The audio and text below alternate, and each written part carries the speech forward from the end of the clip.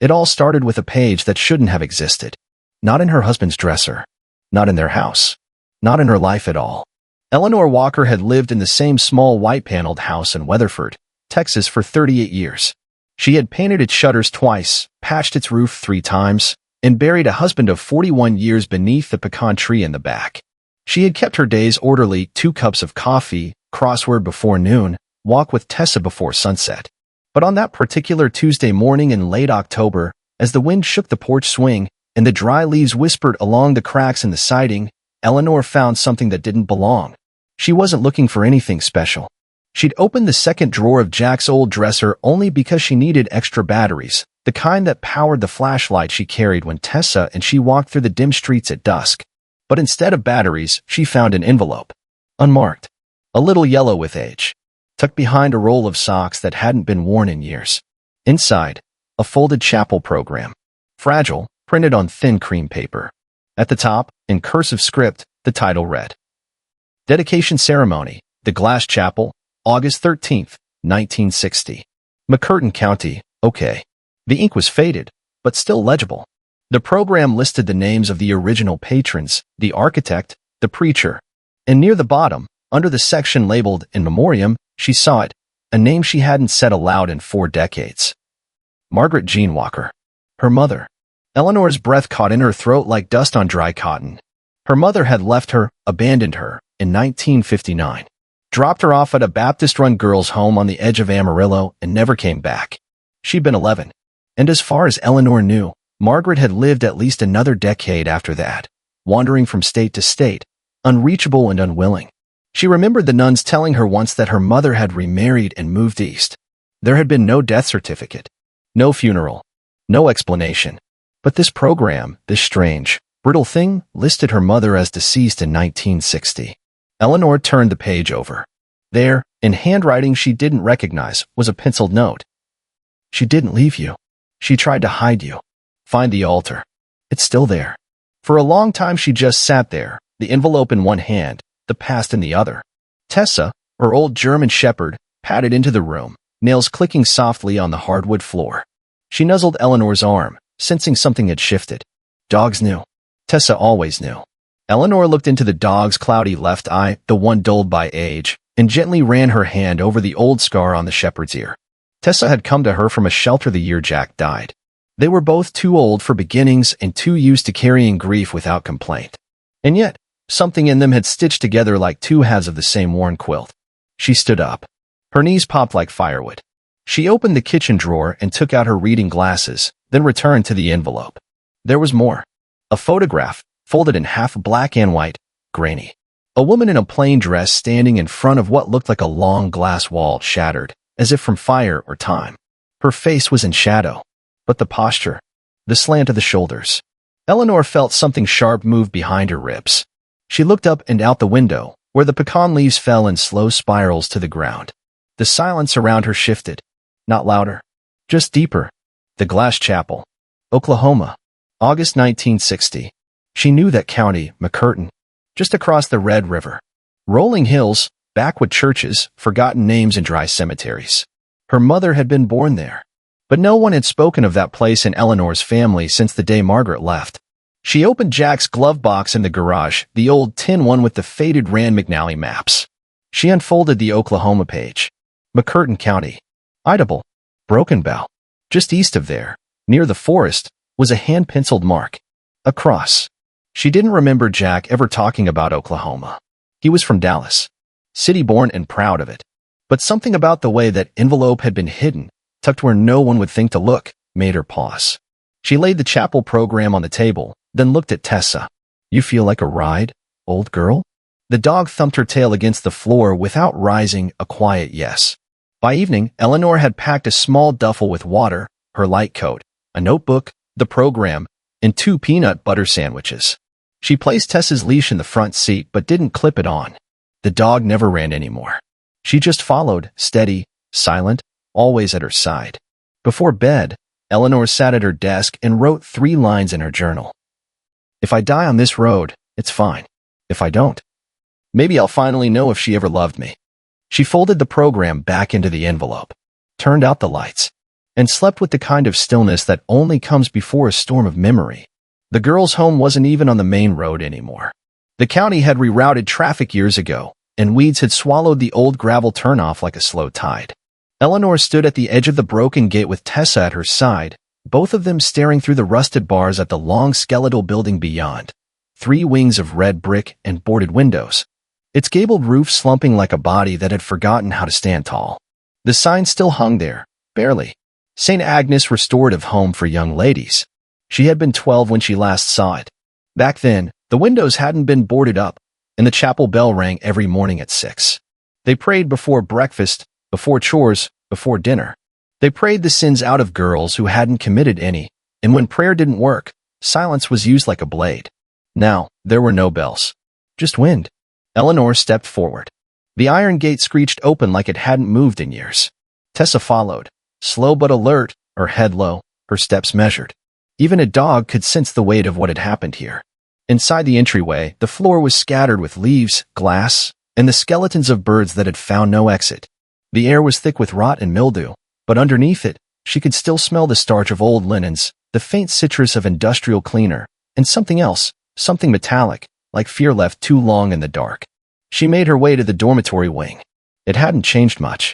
Her old room was still there, third from the end on the left. The door hung slightly ajar, revealing a metal-framed cot and a warped dresser with one drawer missing. On the wall above the bed, someone had scratched words with a nail or maybe a key. "Do they know where you went?" Eleanor felt her chest tighten. She didn't remember writing that. But maybe she had.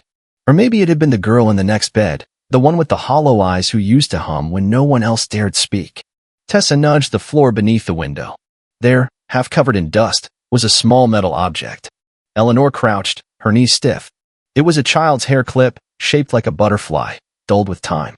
On the back, etched in tiny letters, the initials. EW. Her own. She hadn't seen it in nearly 60 years. She sat on the edge of the bed, the clip in her hand, her breath uneven. The world around her seemed to hum, not with noise, but with memory pressing up from the floorboards. Tessa rested her chin on Eleanor's knee, eyes watching, waiting, like she knew the moment was too thick for words. And then, behind her, a creak. Not the wind. A footstep. She turned sharply. A figure stood in the hallway, thin, tall, holding a walking stick. An older woman with snow-white hair pulled into a lone knot, her dress neat but faded. Her eyes, alert and gray, like rain clouds that hadn't made up their mind. "I figured it'd be you," the woman said. "For someone like you. Place has been whispering louder lately." Eleanor stood. I used to live here. In the 60s. I didn't think anyone still. I was a cook back then," the woman said, stepping closer. "Name's Virginia. Retired now, mostly deaf, half-blind, but the ghosts here keep me company." She looked down at the clip in Eleanor's hand. "Still got your hair, I see," she said with a dry smile. "Your mama left you that night in 59. Drove off like the road owed her an apology." "She never came back," Eleanor said quietly. "But I found something that says she died the year after. In Oklahoma. At some place called the Glass Chapel." Virginia's face didn't change, but her eyes flickered, just a little. "That place," she said, voice lower, "was never what it claimed to be. Fancy on the outside. Dangerous on the inside. You've heard of it?" Eleanor stepped forward. "Do you know what happened there?" Virginia nodded slowly. "It was part of a chain. They called them Houses of Redemption. Run by private men under the cover of churches. Took in girls that families wanted to disappear, girls that didn't behave, or had babies out of wedlock. Your mother, she tried to come back. She wrote. Twice. We never gave you the letters. Why not? They told us not to. Said it'd undo your progress. Said if she cared, she'd stay put and be purified. But I remember her last letter. Said she was going to a chapel near Broken Bow. Said she'd bring the truth back in her hands." Virginia reached into her bag and handed Eleanor something. A photograph. It was wrinkled, creased down the middle. A woman standing in front of a wide, modernist chapel made entirely of glass panels and steel beams. She was smiling, but the smile didn't touch her eyes. And in her hands, a small object, wrapped in cloth. Eleanor looked at it, then back at Virginia. "She never got the chance, did she?" Virginia shook her head. "They said she died in a fire. Chapel burned down in 61. Only it didn't make the papers. Not the real story, anyway." Eleanor looked down at Tessa, who stared up at her as if to say, were not done yet. No, they weren't. Do you know how to get there? She asked. Virginia nodded. Old trail off State Road 259. Not marked. But if you listen close, the woods will show you. She turned to leave, then paused. You should bring the dog, she said. They don't lie like people do. Eleanor slipped the butterfly clip into her pocket. The chapel had waited long enough. Tomorrow, she and Tessa would go find it. And maybe, just maybe, the truth her mother had carried would finally be passed on. The highway south curved through farmland and low, rust-colored hills, where the fields gave way to pine and oak, and the sky hung closer to the windshield than it had the day before. Eleanor drove in silence, both hands on the wheel, her eyes scanning the signs like they might shift if she blinked too fast. Tessa lay curled on the passenger seat, one ear cocked toward the hum of tires, the other resting against Eleanor's hip. The dog had grown quieter on this leg of the trip, as if she sensed the road wasn't just road anymore, it was a path into something buried. Just before noon, Eleanor pulled into a gravel lot beside an old gas station turned antique shop. The weathered sign read, Millie's Memorabilia. You find it, you keep it. Inside, dust hung like lace in the air, and the walls were cluttered with license plates, rotary phones, and chipped porcelain saints. Behind the counter sat a woman in her late 70s with a shock of white hair, a cigarette in one hand and a magnifying glass in the other. Eleanor placed the chapel photo on the counter. You ever seen this place? The woman, Millie, apparently, leaned forward. Well, I'll be. That there's the glass chapel, or what's left of it. Used to be on Ridge Hollow Road, past the old fire tower. It burned down. Partially. Frames still standing. Locals call it the Bone House now. No one goes near it. Strange things happen up there. Phones die. Animals won't cross the clearing. But it's real. Millie reached beneath the counter and pulled out an old topo map, creased and yellowed. Her finger landed on a faint ridge line just north of Broken Bow Lake. Here, she said. You'll need to park at the end of the forest road. Past that, it's foot travel. Half the trail washed out after the flood in '82. Eleanor nodded, heart steady but heavy. Outside, the sky had shifted to that late autumn gray that turned light into memory. The trees leaned over the narrow forest road like they were whispering to each other. She drove until the gravel ended and the earth took over. Parked beneath a black walnut tree. Stepped out. The silence hit like a wall, no traffic, no birdsong, just the brittle rustle of dry leaves and the groan of wind through empty space.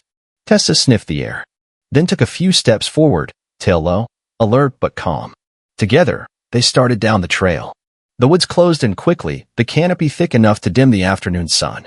The path, if it could still be called that, wound along the edge of a narrow ravine, where rocks jutted like broken teeth. Here and there, Eleanor spotted old trail markers nailed into trees, strips of faded white cloth, some nearly disintegrated. At one turn, the ground softened beneath her boot and gave way. She stumbled, caught herself on a low branch. Tessa rushed back, eyes locked on hers. I'm fine, she whispered. Still here. And she was. Though every step felt like descending into a place that had waited too long for company. After nearly 2 hours, the trees thinned. And then they saw it. The glass chapel. Or what was left of it. It stood at the edge of a rocky bluff overlooking the forest. Its skeletal steel frame was still upright, rusted but unbroken. Most of the glass panels had shattered decades ago, yet a few remained, catching the gray light like old memory shards. Vines wrapped around the lower supports. Pine needles carpeted the floor. It didn't look like a holy place. It looked like a warning. Tessa stopped at the threshold, let out a low whine. Eleanor put a hand on the dog's back and stepped forward. Inside, the air was unnaturally still. The altar was still there, a stone slab at the far end of the frame, partly covered in moss. Behind it, a broken stained glass window bore a single image still intact, a woman kneeling, arms outstretched, mouth open in silent cry. Eleanor walked slowly to the altar. There was something on it. A weathered journal. Leather-bound, cracked along the spine. She opened it carefully. The first page was dated August 10th, 1960. They made us give new names. Said the old ones belonged to our shame. I told them my name was Margaret Jean Walker. They said it was not anymore. I told them I'd write it anyway. I told them one day my daughter would come looking. Eleanor closed her eyes. Her throat burned. Tessa came up beside her and lay down, resting her head on the base of the altar. The next page listed names. Dozens. Most marked with crosses. Some circled in red. And then, near the bottom, Margaret, August 13th, 60, refused ceremony. taken to holding. Fire that night. No retrieval. Her mother hadn't disappeared. She had fought back. And paid for it. Outside, the wind picked up, shaking the last leaves from the branches above. A sheet of glass broke loose from the upper frame and crashed to the floor behind them, splintering into 100 pieces. Neither of them flinched. Some places weren't meant to be silent. They were meant to be heard, at last. The motel was barely more than 4 rooms bolted to the back of a general store. Eleanor sat on the edge of the bed, the chapel journal resting across her lap, Tessa curled beside her, snoring softly with one paw twitching in a dream. Rain tapped gently on the tin roof, and the world outside smelled of wet pine and turned soil. She had spent the last hour reading, slowly, page by page. Most of the entries were written in the same careful, upright hand. Marginal notes. Lists of names. Times. Observations. Some sounded like daily reports. Others, like pleas. For girls sent to cleanse. No return. Margaret tried to help the new one. Took her punishment instead. Someone scratched the names off the altar. They come back by morning. The pages grew more erratic after August 13th. The handwriting looser. Fear seeping between the lines like smoke. Then nothing. A torn page. Silence. Eleanor folded the cover shut. She had come looking for her mother. But now she wasn't sure if she'd found her, or if she'd uncovered a graveyard build of stories no one wanted to believe.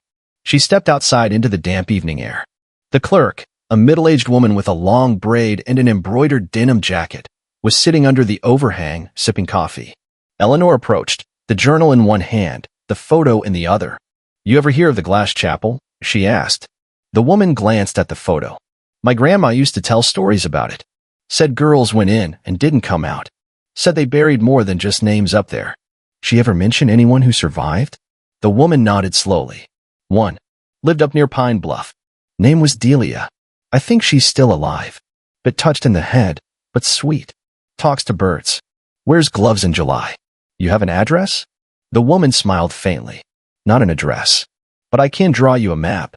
The next morning, Eleanor drove north, through a patchwork of forgotten logging roads and half-paved trails where moss grew up the center line. Tessa stood in the back seat, nose pressed to the window, tail still. Delia's house wasn't on a road. It was past a bridge that had collapsed in 1987, a story the locals still told because no one had rebuilt it. Eleanor parked near the edge and walked the rest of the way, over down timbers, past rusted rail posts, through thickets of yellowing sumac.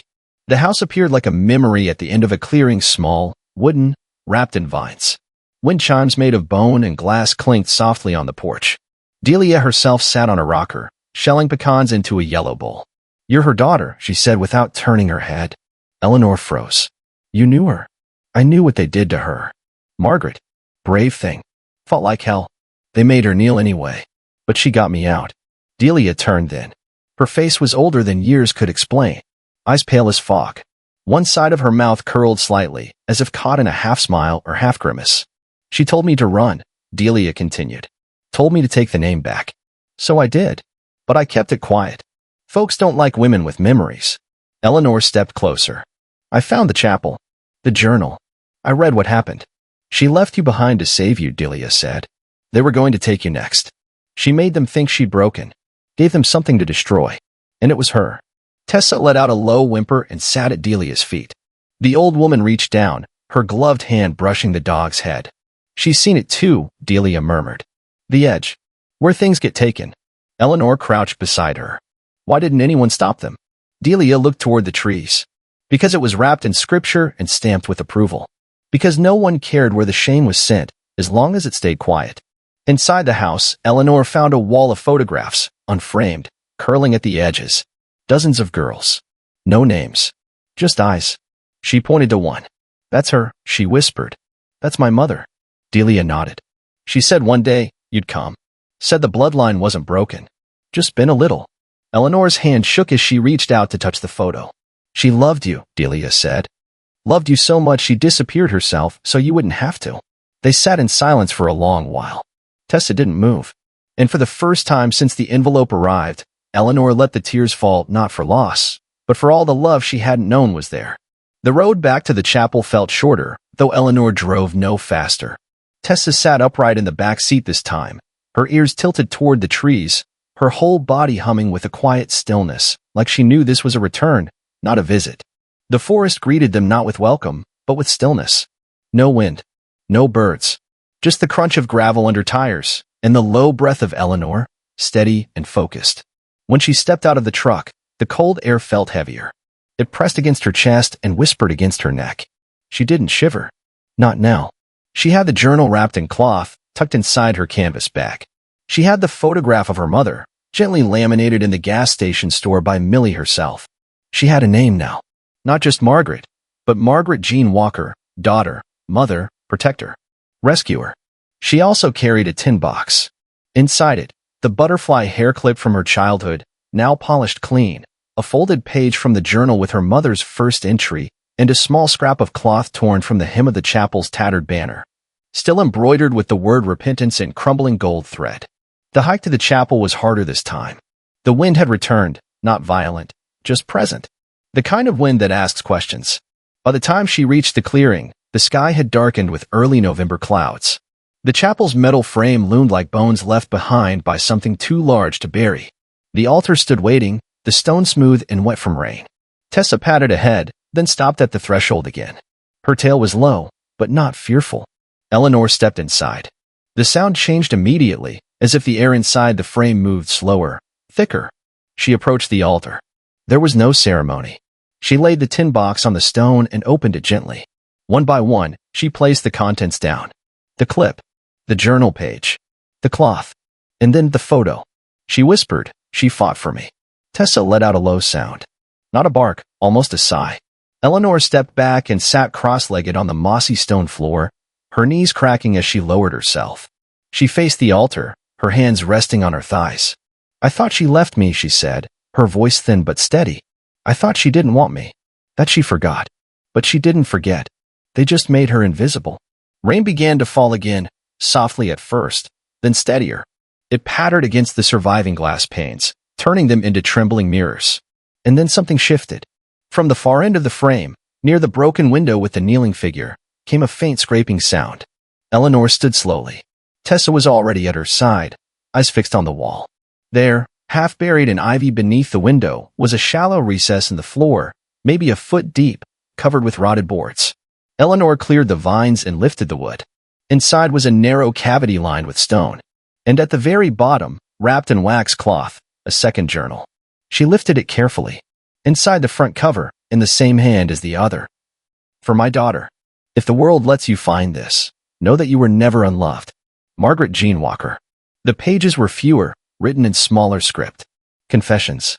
Names. Dates. Testimonies of the other girls. Warnings. A detailed account of the ceremony her mother had refused. It was meant to break the identity of the women, a public ritual of shame, silence, and erasure. But Margaret hadn't let them finish.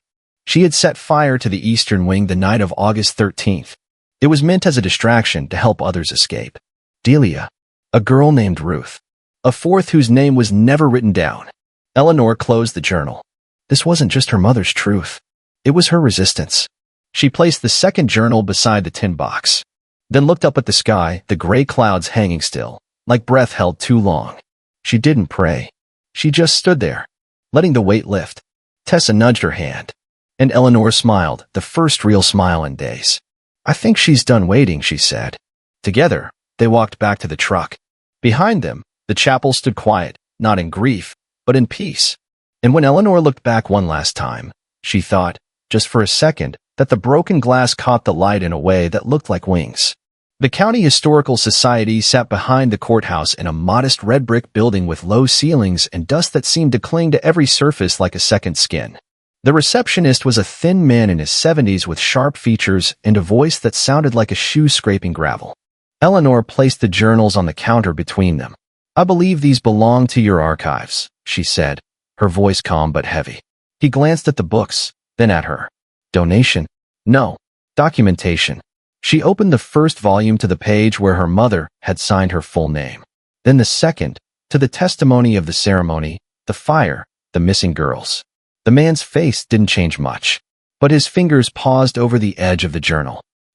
"Where'd you get this?" "In the ruins of the glass chapel," she said plainly. "My mother died there, trying to protect others. These are her words. The rest are from survivors." He licked his lips. You understand what you're saying could. I mean, these are serious allegations. The chapel was run by a private religious organization. I'm not here to sue, Eleanor said. I'm here so that it's no longer a secret. He nodded slowly. You'll need to speak with the director. They led her to a back office, small, lined with filing cabinets and faded black and white photos of towns that no longer existed. A woman sat at the desk, gray hair in a bun, eyes sharp as a hawk. Eleanor explained everything. The letter, the photograph, the journals. Delia, the woman, Mrs. Hargrave, listened in silence.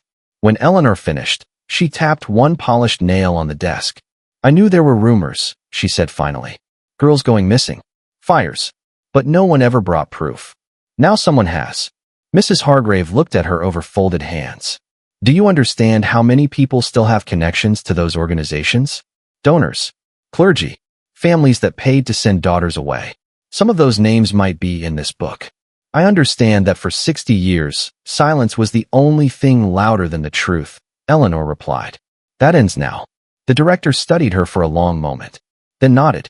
We'll digitize everything, she said. Preserve the originals. Quietly at first. Some of these people are still alive.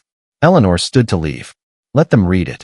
Tessa waited in the lobby, lying quietly, tail wagging once when Eleanor appeared. They walked back to the truck together, the sun breaking through the clouds for the first time all week. She didn't feel triumphant. She felt steady. But as she climbed into the driver's seat, a white pickup pulled into the lot behind them. A man in his 40s stepped out, pressed shirt, clean boots, and a forced smile. You Eleanor Walker? He asked. She didn't answer. He glanced at the truck, at Tessa, then back at her. You went digging in the wrong dirt, ma'am. Excuse me. Places like that chapel, they were meant to stay gone. Nobody asked for ghosts. Eleanor stared at him. No, but they left names behind. And names have a way of growing roots. The man stepped closer, smile fading. I'd suggest you leave things where they lie. Before Eleanor could answer, Tessa rose from the passenger side with a low growl, deep, old, and full of warning. Her eyes locked on the man. She didn't bark. She just stared. He stepped back. You should leash that animal, he said. Eleanor met his eyes. She's never needed one. And then she turned the key. The truck started. Gravel kicked up behind the tires as she pulled away. That night, she stayed in a small cabin near the edge of town, one with a screened porch and a slow-turning ceiling fan. She poured a cup of coffee, opened the last envelope her mother had hidden in the journal, one addressed simply to her. Inside, a single page. You were never meant to be forgotten. I gave them my silence to buy your voice. If it ever finds you, speak louder than I could. Eleanor folded the page and placed it into her own journal, the one she had carried since Jack died. She pressed it between two empty pages, closed the cover, and rested her hand on it for a long, silent minute. Tessa lay curled at her feet. Outside, the crickets sang. And somewhere beyond the trees, the past, for the first time in decades, no longer whispered. It listened. It took Eleanor 3 days to get home, though the drive could have been done in one. She stopped in places without names, old highway diners with jukeboxes that hadn't worked since Reagan, motels with keyrings that still used brass numbers. She let Tessa sniff every roadside patch of grass, every faded tree trunk, every stone that might have once held a secret. She wasn't avoiding anything. She was allowing herself to return slowly, with the weight she now carried not pressing her down, but anchoring her. When she stepped onto the porch of her house in Weatherford, the late November light was golden, slanting across the yard like it, too, had waited for her. Inside, everything was just as she'd left it. The tea mug on the counter, the photo of Jack on the mantel, the unopened letter from her daughter, Ellie Jr., tucked into the corner of the kitchen corkboard. She took it down and opened it with careful hands. Mom, I know we haven't talked much lately. I understand why, at least I think I do. But I wanted to send this anyway. I've been going through your old books with Ben. He asks about the past. About your parents. I told him it's complicated. I hope someday you'll tell him yourself. When you're ready. We're ready too. Love, Ellie. There was a photograph folded inside. Her grandson, maybe 9, maybe 10, stood beside a Boy Scout signpost, holding a homemade compass in one hand and a badge in the other. On the back, scribbled in a child's hand. I want to find things like Grandpa Jack did. She stood at the kitchen window for a long time, watching the sun drift low behind the pecan tree. Then she made a decision. That weekend, she drove to the local library and asked to speak with the head archivist. She carried a small cardboard box, nothing labeled, nothing flashy. Inside were copies of both chapel journals, printed transcripts, and the last letter from her mother. "I'd like to donate a collection," she said. "Anonymous is fine, but I'd like it cataloged as the Walker materials." The archivist, a young woman with nervous hands and kind eyes, looked inside the box and nodded solemnly. "I'll make sure it's done right." Eleanor walked back to the truck. Tessa was already waiting in the front seat, her graying snout resting on the window, watching the world like it was her job to hold it still. That night, back home, Eleanor lit a candle in the kitchen and placed it beside the old butterfly clip, now resting in a glass dish. She didn't speak, didn't pray. She simply sat beside Tessa and wrote in her own journal. A name isn't just something you're given. It's something you keep, even if they try to take it. Especially then. She paused, then added, "Tell Ben the stories. Even the ones that don't end clean. Especially those. They're the ones that hold the shape of who we are." Outside, the night pressed gently against the windows. In the corner of the room, the box from the chapel, the original one, remained closed. Not sealed and hiding, but resting. Waiting. Not for silence. For peace. Tessa let out a long breath, curled into a circle, and rested her head on Eleanor's slipper. And for the first time since childhood, Eleanor dreamed not of fire or footsteps fading into dark halls, but of walking through a forest with her mother's hand in hers, and glass catching the light all around them, not broken, but glowing.